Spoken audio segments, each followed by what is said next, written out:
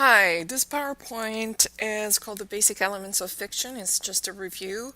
For those of you who have already taken the fiction course, it'll just remind you of some of the key points. And for those of you who haven't taken it, I suggest just looking at it more than once. Of course, these basic points will be continue to be reinforced throughout the course.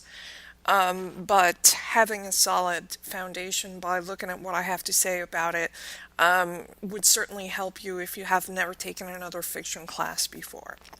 So we're going to talk about the basic elements of fiction, or in other words, what makes your writing be part of this genre that we call fiction. What are the things that need to appear in your writing in order for it to be considered a story, a full story, something that's developed in all its ways.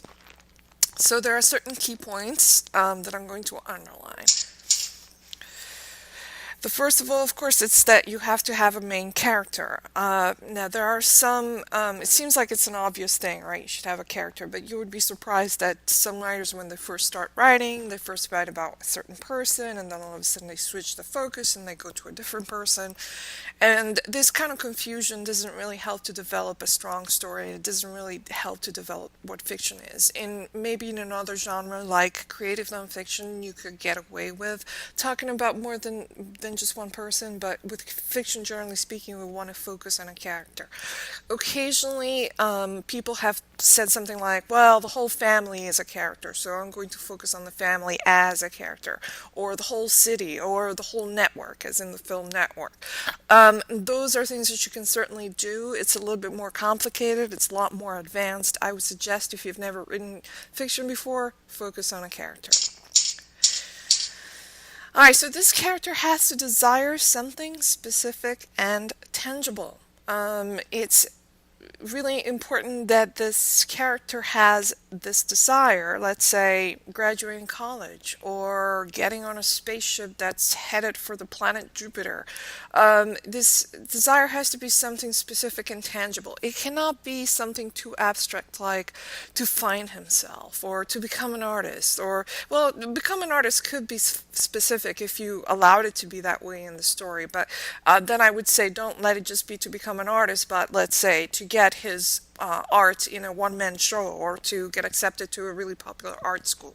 The more specific your desire is, the more the characters will be able to focus their action, and the easier it will be for you to write, as well as more enjoyable for the reader to understand. The more specific you get, the more universal you get. So when you have a character that's really obsessed with that red convertible that's, just out of his reach, that he passes every day on his way to work, he sees this red convertible, doesn't have the money to buy it. Because it's such a specific item, more people will be able to relate to that than some character who abstractly thinks, well, I just need more money. Yeah, that's kind of a desire that we all have, but it's not something that we are obsessed with. Whereas when you can focus in on a specific point, then you're helping to focus the entire narrative. Okay, so then we also want to know, why this obsession? Why is it important? And this is another thing that really needs to be in the story. You can have a character that's very focused and very obsessed on getting rid of the roaches in his apartment, but ultimately people are going to read this and say, well, who cares? I don't really care. At first, maybe for the first few paragraphs, if you're a really good writer, we might get interested and frustrated in, the attempts of this character to get rid of roaches. But ultimately, if we don't feel like it's really important, really life and death kind of really defining for the character, then we're going to lose interest pretty early on. So if he wants that red convertible, it should really be tied to some, maybe because when he was a child, he was building models of that red convertible and he lost it when his father died. And now having that red convertible would get him closer to his father. These are the kind of connections that you want to make between the specific desire that the character has and why this something matters to him or her.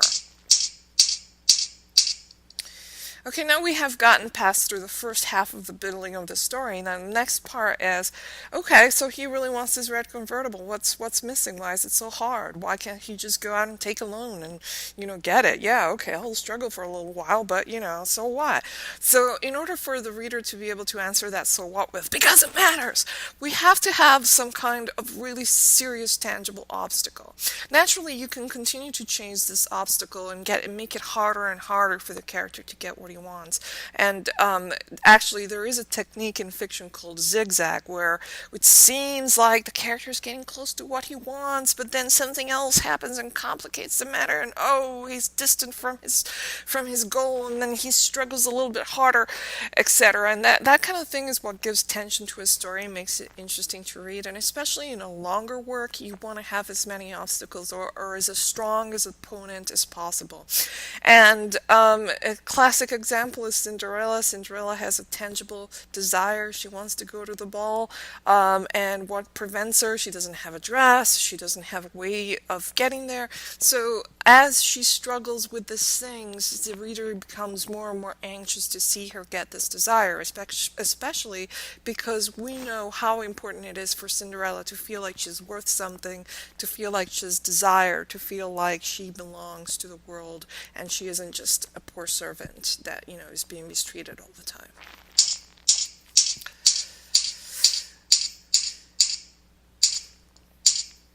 Okay, so the importance is also key because if it wasn't that important for Cinderella to go to the ball, then oh well, it's a night out without the sisters and she can kick up her heels and watch TV and, for once, maybe make some hot cocoa and eat some ice cream. So, we have to once again be able to answer the question, so what? It has to be interesting for the reader. And in order for it to be interesting to the reader, it has to matter on a profound level, not just on a surface level. If John is struggling really hard for that red convertible, so much so that he's willing to break into the store, you have to give us a reason why it's so important to him. All right, in Gone in 60 Seconds, I believe it was that movie with what's his name that right now I can't remember because I'm recording and I'm under pressure. Anyway, you know who I'm talking about, Nicolas Cage.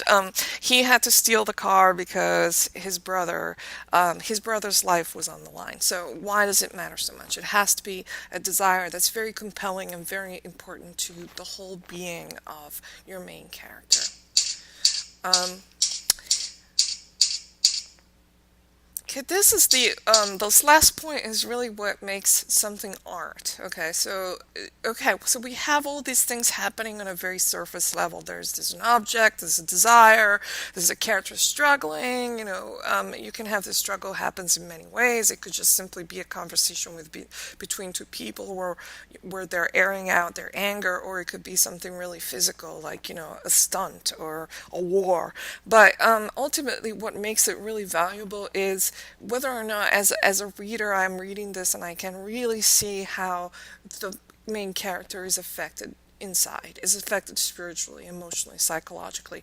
What does he or she get out of all this? When we come to the end, we have this feeling like, oh my God, we have changed so much. We've come from that person to this person. Look at how all of these experiences have added up to make us into a different person, even just by reading this. We didn't have to go through this, but even just by reading this, we have earned something.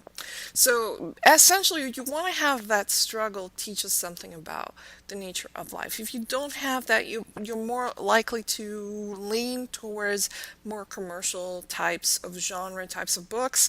It's not that it's a terrible cardinal sin, but essentially the books that are most effective are the ones that can deliver on every point. They can deliver on the action and they can deliver on the feeling of satisfaction that we get from seeing a character that has a certain moral flaw or a certain need that he or she has to overcome, and see that need revealed, examined, and healed through the process of the struggle.